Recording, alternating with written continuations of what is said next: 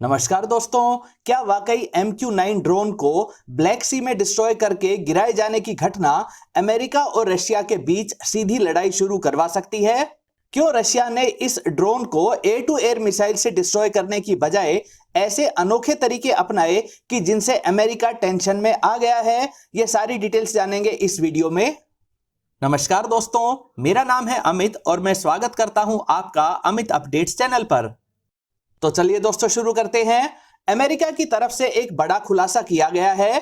उनका कहना है कि उनके MQ-9 ड्रोन को दो रशियन Su-27 जेट्स ने काफी परेशान किया और फिर इसे टक्कर मारकर डिस्ट्रॉय कर दिया, जिससे यह MQ-9 ड्रोन डैमेज होकर ब्लैक सी में गिर गया। लेकिन बात यहीं पर समाप्त नहीं हुई।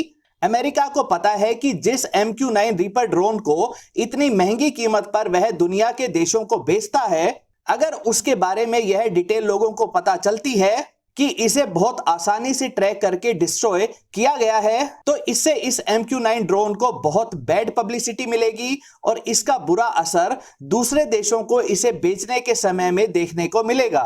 भारत भी जल्दी ही इसी तरह के ड्रोन को खरीदने वाला था, लेकिन अब भारतीय अधिकारी एक सेकंड थॉट जरूर रखेंगे। दोस्तों, बताया गया है कि रशियन जेट्स ने पहले इसे बहुत परेशान किया और जब पायलट्स का मन इसे परेशान करने के खेल से भर गया तो उन्होंने इस MQ-9 ड्रोन को डैमेज करके गिरा दिया। दोस्तों, इस ड्रोन को गिराने को लेकर अमेरिका और रशिया की तरफ से अलग अलग दावे किए जा रहे हैं। अमेरिका की तरफ से दावा किया जा रहा है कि यह MQ-9 ड्रोन तो ब्लैक सी में उड़ रहा था, यानी यह इंटरनेशनल वाटर्स के ऊपर उड़ रहा था। यह रशिया की तरफ नहीं गया। अचानक रशिया की तरफ से दो सुखोई 27 फाइटर जेट्स ने इसको ट्रैक किया और इसके आगे पीछे इस तरह के मैन्यूवर्स किए जो काफी डेंजरस थे। फिर एक Su-27 जेट ने इसके ऊपर अपना कुछ फ्यूल भी डंप किया। उसके बाद दूसरे Su-27 जेट ने इस MQ-9 ड्रोन के पास तेज स्पीड में आफ्टर बर्नर्स का इस्तेमाल करके उड़ान भरी, ताकि इस ड्रोन के ऊपर गिराए गए फ्यूल में आग लग जाए। Su-27 के आफ्टर बर्नर्स के तेज विंड प्रेशर से भी इसकी फ्लाइट को अनकंट्रोल्ड बनाकर इसको क्रैश करवाने की कोशिश की। इन दावों के साथ साथ अमेरिका ने यह भी दावा किया है कि उनका MQ-9 ड्रोन इन सब कंडीशंस को भी सहन कर गया और फिर परेशान होकर रशियन Su-27 जेट्स ने इसके प्रोपेलर को ही टक्कर मार दी। प्रोपेलर के टूट जाने के कारण यह MQ-9 रीपर ड्रोन बेकार हो चुका था, तो इसको नेविगेट कर रहे अमेरिकी कंट्रोलर्स ने इसको ब्लैक सी में क्रैश करवाकर इसे डुबो देना ही सही समझा। दोस्तों, अमेरिकी अधिकारियों के बयान को देखें तो इस घटना को इस तरह से बताया गया है जैसे उनका MQ-9 ड्रोन बहुत ही ज्यादा एडवांस था और वह लड़ाई के मैदान में एक हीरो की तरह लड़ा और लास्ट में लड़ते लड़ते शहीद हो गया। वहीं दूसरी तरफ रशियन अधिकारियों ने जो नैरेटिव दिया है वो बिल्कुल अलग है। उनके अनुसार अमेरिका बहुत ही चालाकी से इस हाई फ्लाइंग ड्रोन की सहायता से रशियन नेवल शिप्स की निगरानी व जासूसी कर रहा था। इसके लिए इस MQ-9 रीपर ड्रोन को प्री प्रोग्राम्ड रूट पर भेजा गया था। साथ ही इसकी लोकेशन और रूट को ट्रैक ना किया जा सके, इसी कारण इसके ट्रांसपोंडर सिस्टम को जानबूझकर स्विच ऑफ करके इसे उड़ाया जा रहा था। रशिया का कहना है कि उनके लॉन्ग रेंज के रडार्स ने इसको फिर भी ट्रैक कर लिया और रशियन एयर स्पेस की तरफ बढ़ रहे इस अनआइडेंटिफाइड ऑब्जेक्ट को इंटरसेप्ट करने के लिए दो Su-27 जेट्स को स्क्रैम्बल किया गया।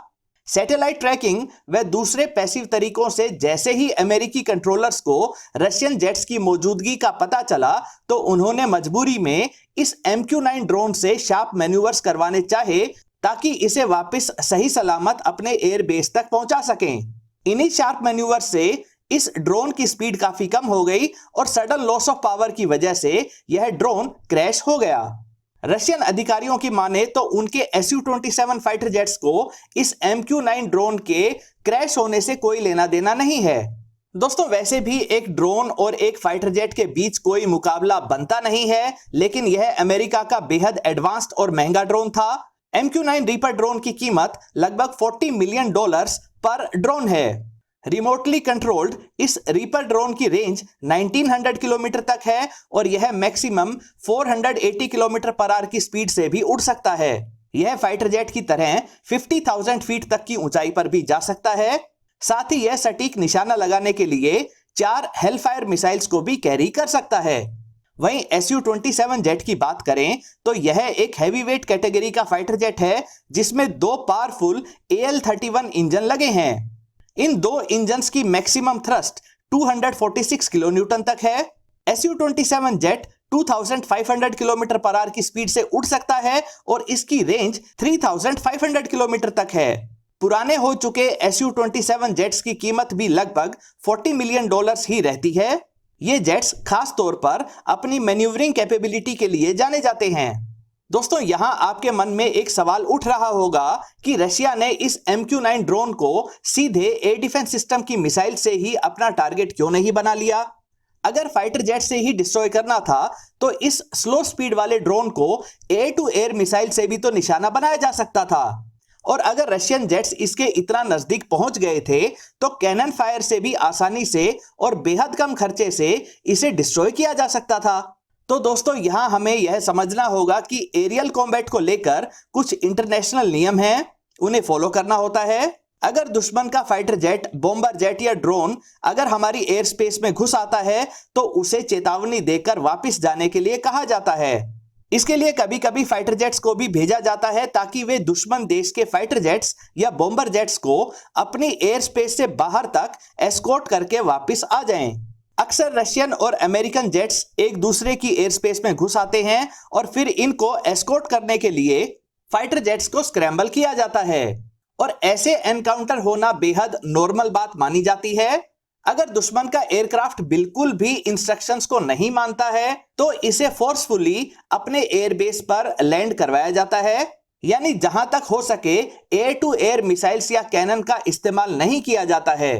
ऐसा एक इंसिडेंट ही एक बड़ी लड़ाई की शुरुआत करवा सकता है, इसलिए ऐसा करने से बचा जाता है। दोस्तों, जब अमेरिका और सोवियत यूनियन के बीच कोल्ड वॉर अपने चरम पर था, उस समय यानी 1974 में सोवियत यूनियन के एक जासूसी जेट AN-24 ने खराब मौसम और फ्यूल की कमी के कारण अलास्का के अमेरिकी एयरबेस पर ही लैंडिंग कर ली थी। अगर अमेरिका इस एयरक्राफ्ट को नुकसान पहुंचाता तो इससे दोनों देशों में लड़ाई शुरू हो सकती थी। तो अमेरिकी अधिकारियों ने तुरंत इस रशियन एयरक्राफ्ट में फ्यूल भर दिया और इसे वापस सोवियत यूनियन की एयर स्पेस में जाने दिया। दोस्तों, अब अगर बात मौजूदा समय के इस MQ-9 ड्रोन को गिराने की करें तो क्या यह घटना दोनों देशों के बीच लड़ाई शुरू करवा सकती है? तो जवाब है नहीं। ऐसा इसलिए क्योंकि टेक्निकली रशिया ने अमेरिकी ड्रोन को एयर टू एयर मिसाइल से या कैनन फायर से डिस्ट्रॉय नहीं किया है। रशियन पायलट्स ने फ्यूल डंप करके या आफ्टर बर्नर के तेज विंड प्रेशर से या टक्कर मारकर या इलेक्ट्रॉनिक वॉरफेयर सिस्टम से इसके ऑनबोर्ड इलेक्ट्रॉनिक्स को जैम करके, यानी जैसे भी इस MQ-9 ड्रोन को गिराया हो, उससे यह प्रूव कर पाना लगभग इम्पॉसिबल हो जाएगा कि रशिया ने जानबूझकर एयर कॉम्बैट के इंटरनेशनल रूल्स को तोड़ा है। तो ज्यादा से ज्यादा यही होगा कि अमेरिका वर्ल्ड मीडिया में रशिया को चेतावनी देता रहेगा, इसे एक दुर्भाग्यपूर्ण घटना बताकर रशिया की नेगेटिव इमेज बनवाएगा। अमेरिका ने अपना विरोध दर्ज करवाने के लिए अमेरिका में मौजूद रशियन राजदूत एंटोली एंटोनोव को भी समन किया था, लेकिन यहां तो रशियन राजदूत ही उन पर भारी पड़ गया। उन्होंने अमेरिका से साफ कहा कि रशियन इलाकों के नजदीक एक अमेरिकी जासूसी ड्रोन के पहुंच जाने को रशिया उकसावे की कार्रवाई के रूप में देखता है। उन्होंने आगे कहा कि अगर रशियन ड्रोन न्यूयॉर्क या सैन फ्रांसिस्को के पास देखे जाएं तो इस पर अमेरिकी सरकार की क्या प्रतिक्रिया होगी। यानी रशियन राजदूत ने सबकी बोलती बंद कर दी है। दोस्तों, अब यहां पर एक महंगे और एडवांस्ड MQ-9 रीपर ड्रोन के डिस्ट्रॉय हो जाने से अमेरिका को यह चिंता सता रही है कि कहीं रशियन नेवी उनके डूबे हुए MQ-9 ड्रोन को रिकवर करके, इसकी सारी टेक्नोलॉजी को हासिल करके, इसकी रिवर्स इंजीनियरिंग करके ऐसे ही ड्रोन्स ना बना लें। रशिया ने तो ऐलान भी कर दिया है कि वे इस MQ-9 ड्रोन को ब्लैक सी से जरूर निकालेंगे। अगर रशिया ने इसे रिकवर कर लिया तो उन्हें यह भी पता चल जाएगा कि इस ड्रोन ने क्या क्या रिकॉर्ड किया था और अमेरिका जासूसी के लिए कौन कौन सी टेक्निक्स का इस्तेमाल करता है। दोस्तों, आपकी राय में इस घटना के बारे में कौन सही है और कौन गलत, अपनी राय कमेंट सेक्शन में जरूर लिखिए।